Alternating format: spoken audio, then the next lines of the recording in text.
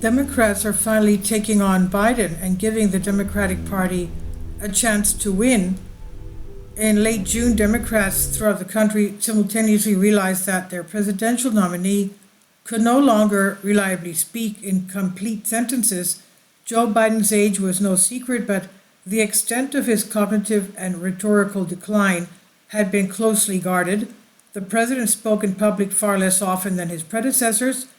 He repeatedly turned down Super Bowl interviews, rare opportunities to convey his message to a massive national audience.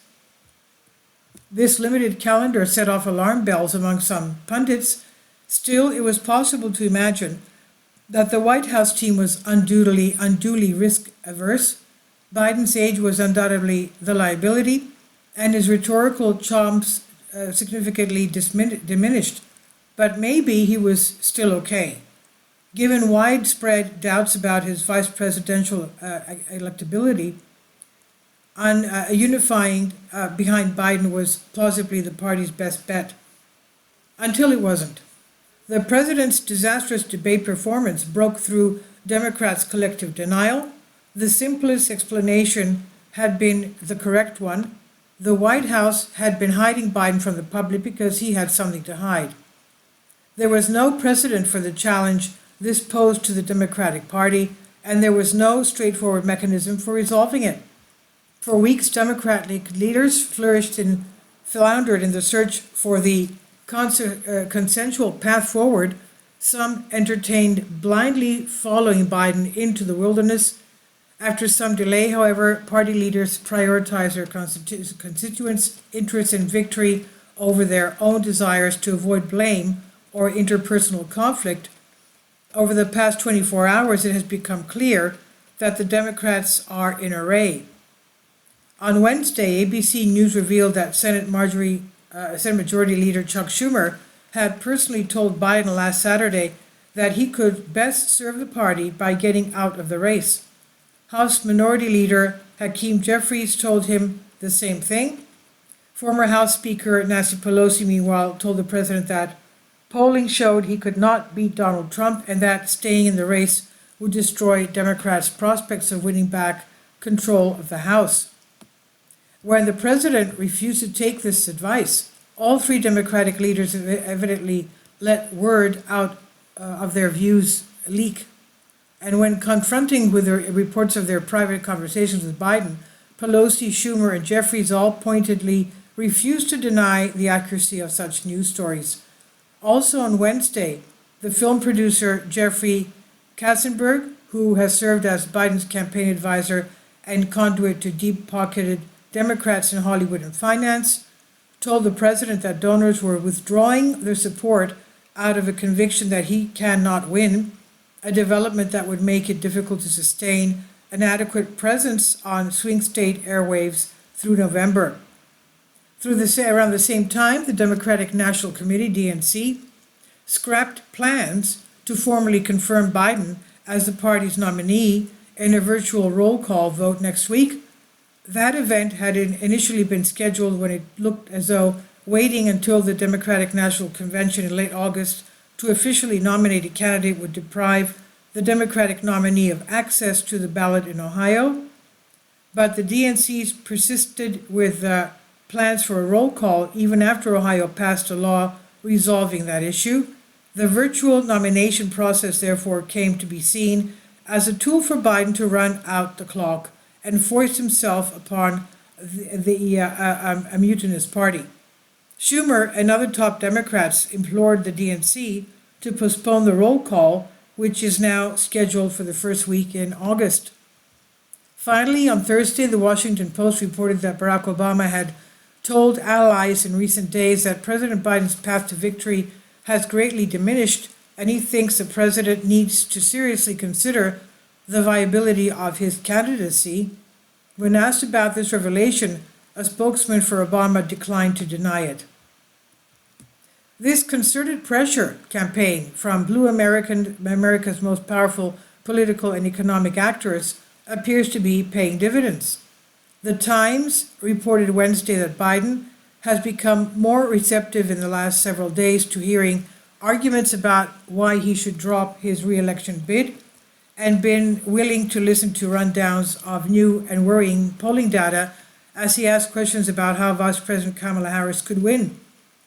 On Thursday, Axios reported that several top Democrats privately tell us the rising pressure of party congressional leaders and close friends will persuade Biden to decide to drop out of the presidential race as soon as this weekend. Whether Biden does, in fact, step aside remains to be seen, but whatever the president does from here, the Democratic Party as an institution has done its part. Congressional leaders cannot drag Biden kicking and screaming from the campaign trail, but they are doing just about everything in their power to depose him and give their party a better chance of keeping Trump and his allies out of power. And the writer says, I've been critical of the Democratic leadership apparent complacency in recent weeks, but there is no question that Biden's decline put them in a genuinely difficult position. American political parties are weak and disorganized. Power is much less centralized within national leadership than it is in most parliamentary democracies. And unlike parliamentary parties, Democratic congressional caucuses cannot remove politically damaged presidents through a vote of no confidence.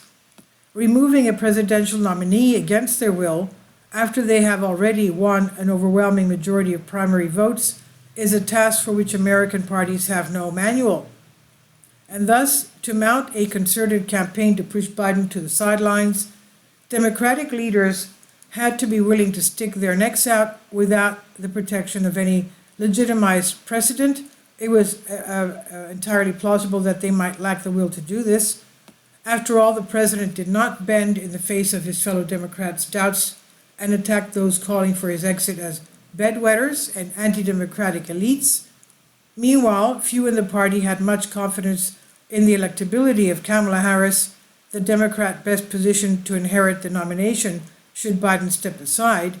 And although Biden lost support in national public polls following his debate performance, Trump's advantage stayed below 3 points in polling averages.